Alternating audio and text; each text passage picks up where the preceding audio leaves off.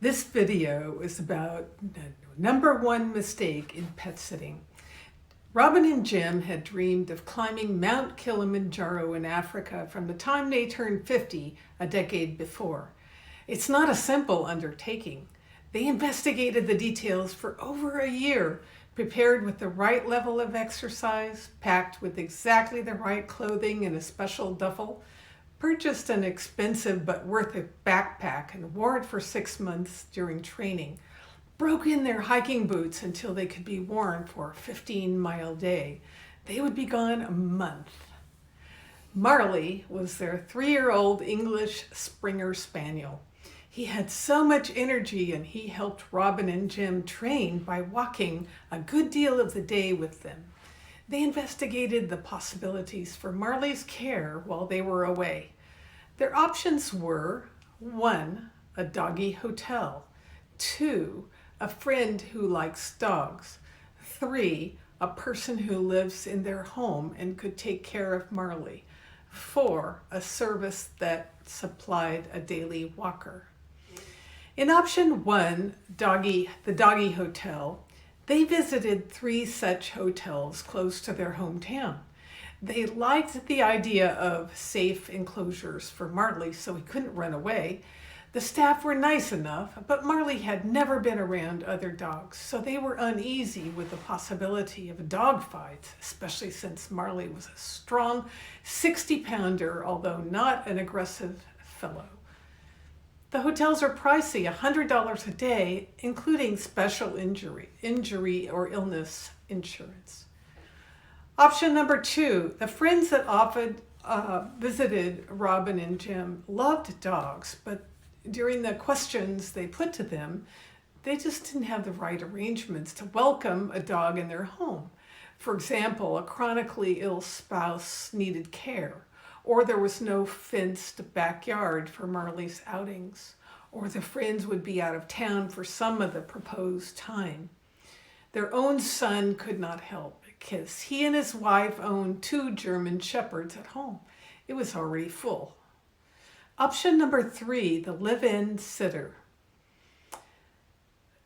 Local newspapers advertised live-in sitters available, and they also found several reputable pet sitting sites on the internet.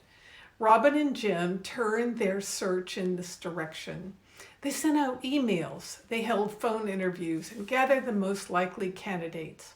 They were impressed with the website that showed reviews of the sitters, although it was hard to wrap their minds around trusting a total stranger with their beloved pet as well as their home. Option number 4, the pet sitting or the pet walking company. The service offered was a daily pet walking 1 to 3 times a day. Walkers could change depending on the demand, so some might be strangers to Marley. The walkers would feed and water Marley and spend up to an hour each day with him. For Robin and Jim, the basics were met, but Marley was used to companionship for much of the day. They felt he would be lonely and unhappy. In evaluating their choices, Robin and Jim concluded that Marley would be happier and better looked after by a live-in pet sitter. So on the pet sitting site, they found a nice retired couple who loved to travel. They offered their home the month of looking after Marley. The couple would arrive 2 days before they took off to Africa and learn Marley's routines. All was accomplished 2 months ahead of time. Robin heaved a sigh of relief. Jim heaved a sigh of relief. And Marley heaved a sigh of relief. 60 days passed, and the sitters were due to arrive the day before, and they said, "Sorry, family emergency, we won't be coming." Hearts sank.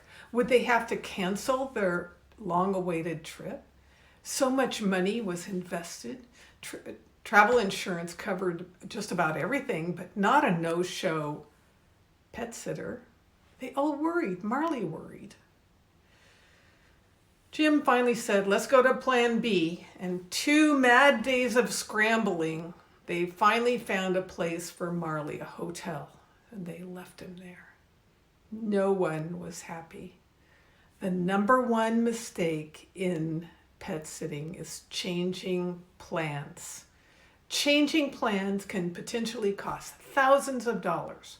From the host perspective, they could lose their entire vacation outlay.